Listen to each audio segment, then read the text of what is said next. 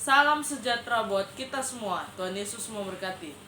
Pada hari ini saya akan melanjutkan membaca buku Alkitab di buku Keluaran pasal yang ke-33 dan 34. Pasal yang ke-33, perikop yang pertama ialah Musa meminta penyertaan Tuhan di gurun. Ayat yang pertama.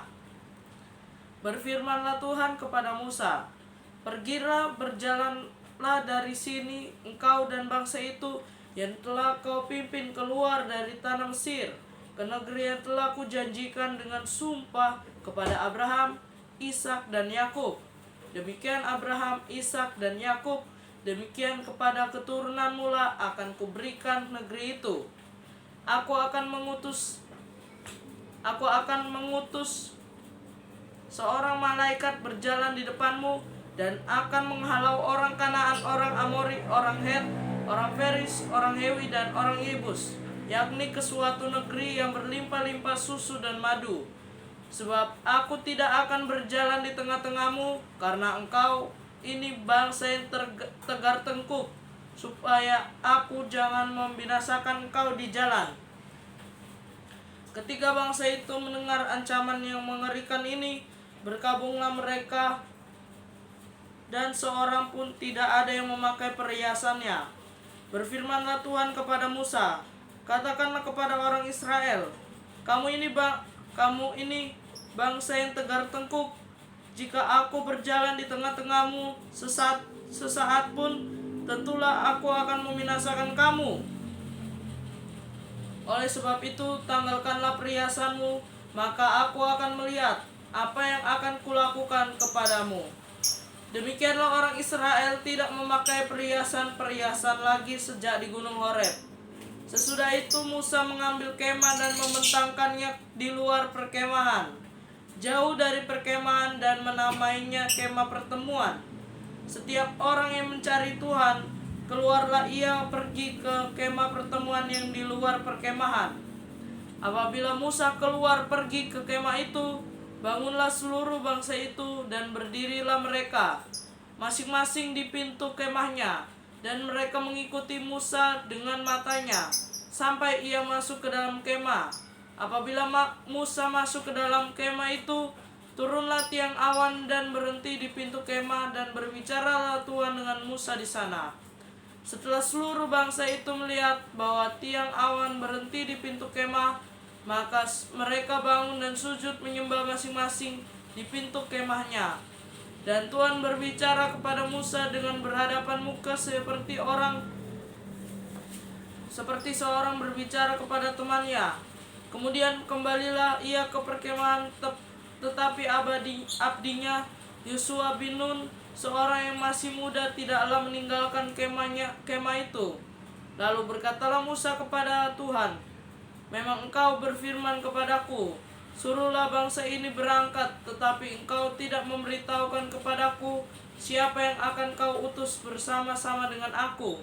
Namun demikian engkau berfirman, aku mengenal namamu dan juga engkau mendapat kasih karunia di hadapanku. Maka sekarang, jika aku kiranya mendapat kasih karunia di hadapanmu, beritahukanlah kiranya jalanmu kepadaku, sehingga aku mengenal engkau, supaya aku tetap mendapat kasih karunia di hadapanmu. Ingatlah bahwa bangsa ini umatmu." Lalu ia berfirman, "Aku sendiri hendak membimbing engkau dan memberikan ketentraman kepadamu." Berkatalah Musa kepadanya, "Jika engkau sendiri tidak membimbing kami, janganlah suruh kami berangkat dari sini. Dari manakah gerangan akan diketahui bahwa aku telah mendapat kasih karunia di hadapanmu, yakni aku dengan umatmu ini? Bukankah karena engkau berjalan bersama-sama dengan kami, sehingga aku dengan umatmu ini, dibedakan dari segala bangsa yang ada di muka bumi ini?" Berfirmanlah Tuhan kepada Musa, "Juga hal yang telah kau katakan ini akan kulakukan, karena engkau telah mendapat kasih karunia di hadapanku, dan aku mengenal engkau." Tetapi jawabnya, "Perlihatkanlah kiranya kemuliaanmu kepadaku."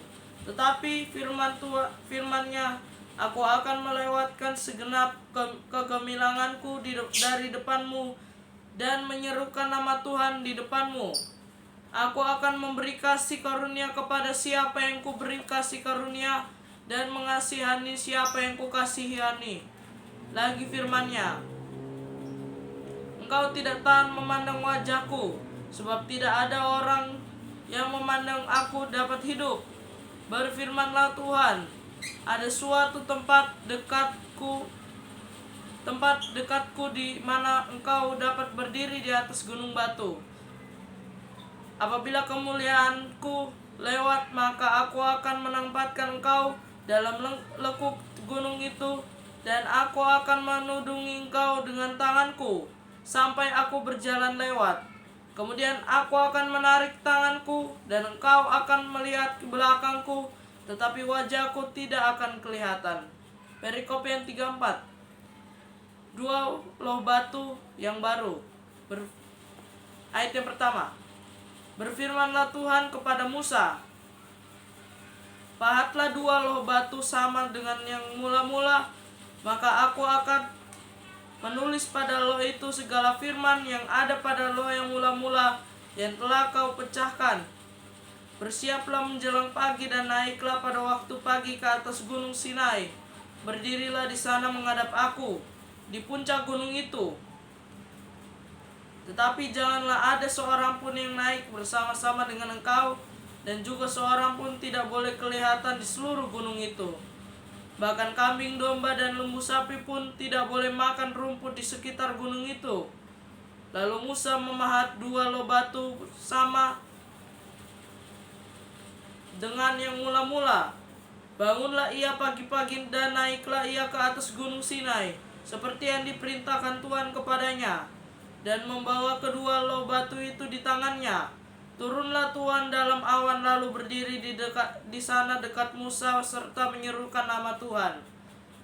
Berjalanlah Tuhan lewat dari depannya dan berseru, Tuhan, Tuhan, Allah penyayang dan pengasih, panjang sabar, berlimpah kasihnya dan setianya, yang meneguhkan kasih setianya kepada beribu-ribu orang, yang mengampuni kesalahan, pelanggaran dan dosa, tetapi tidaklah sekali-kali membebaskan orang yang bersalah dari hukuman, yang membalaskan kesalahan bapa kepada anak-anaknya dan cucunya kepada keturunan yang ketiga dan keempat.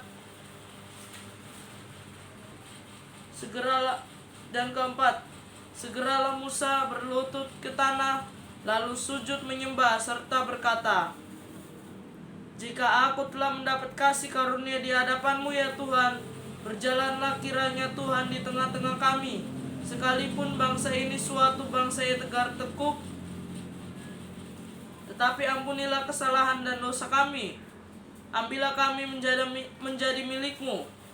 Firman-Nya, sungguh aku mengadakan suatu perjanjian. Di depan seluruh bangsamu ini akan kulakukan perbuatan-perbuatan yang ajaib, seperti yang belum pernah dijadikan di seluruh bumi di antara segala bangsa. Seluruh bangsa yang di tengah-tengahnya engkau diam akan melihat perbuatan Tuhan, sebab apa yang akan kulakukan dengan engkau sungguh-sungguh dahsyat. Tetapi engkau berpeganglah pada yang kuperintahkan kepadamu pada hari ini. Lihat, aku akan menghalau dari depanmu orang Amori, orang Kanaan, orang Het, orang Feris, orang Hewi, dan orang Yebus. Berawas-awaslah, janganlah kau adakan perjanjian dengan penduduk negeri yang kau datangi itu, supaya jangan mereka menjadi jerat bagimu di tengah-tengahmu. Sebaliknya mesbah-mesbah mereka haruslah kamu rubuhkan. Tugu-tugu berhala mereka kamu remukkan, dan tiang-tiang berhala mereka kamu tebang. Sebab janganlah engkau sujud menyembah kepada Allah lain, karena Tuhan, yang namanya cemburuan adalah Allah yang cemburu. Janganlah engkau sampai mengadakan perjanjian dengan penduduk negeri itu, apabila mereka berzina dengan mengikuti Allah mereka dan mempersembahkan korban kepada Allah mereka, maka mereka akan mengundang engkau dan engkau akan ikut makan korban sembelihan mereka. Apabila engkau mengambil anak-anak perempuan mereka menjadi istri anak-anakmu, dan anak-anak perempuan itu akan berzina dengan mengikuti Allah mereka, maka mereka akan memujuk juga anak-anakmu laki-laki untuk berzina dengan mengikuti Allah mereka. Janganlah kau buat bagimu alat tuangan. Hari raya roti tidak beragi haruslah kau pelihara 7 hari lamanya. Engkau harus makan roti yang tidak beragi seperti yang kuperintahkan kepadamu pada waktu yang ditetapkan dalam bulan Abib. Sebab dalam bulan Abib itulah engkau keluar dari Mesir. Segala apa yang lahir terdahulu dari kandungan, akulah yang mempunyai juga segala ternakmu yang jantan, anak yang lahir terdahulu dari lembu atau domba. Tetapi anak yang tidak terdahulu dari keledai haruslah kau tebus dengan seekor domba. Jika tidak kau tebus, haruslah kau patahkan batang lehernya. Setiap yang sulung dari antara anak-anakmu haruslah kau tebus, dan janganlah orang menghadap ke hadiratku dengan tangan hampa. 6 hari lamanya engkau bekerja, tetapi pada hari yang ke-7 haruslah engkau berhenti, dan dalam musim membajak dan musim menuai haruslah engkau memelihara hari perhentian juga. Hari raya 7 minggu, yakni hari raya buah bungaran dari penuaian gandum, haruslah kau rayakan juga hari raya pengumpulan hasil pada pergantian tahun. 3 kali setahun segala orangmu yang laki-laki haruslah menghadap ke hadirat Tuhanmu Tuhan, Allah Israel. Sebab aku akan menghalau bangsa-bangsa dari depanmu dan meluaskan daerahmu, dan tiada seorang pun yang akan mengingini negerimu apabila engkau pergi untuk menghadap ke hadirat Tuhan Allahmu 3 kali setahun.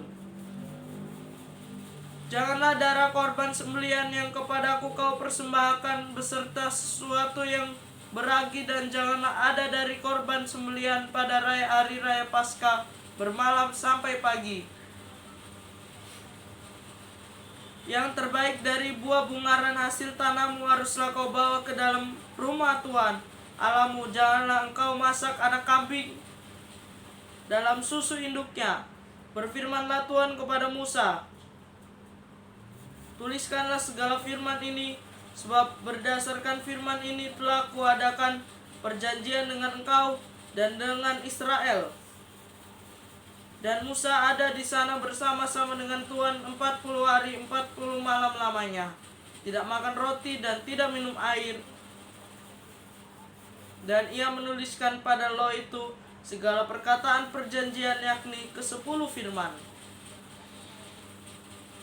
Ketika Musa turun dari gunung Sinai, kedua loh hukum Allah ada di tangan Musa.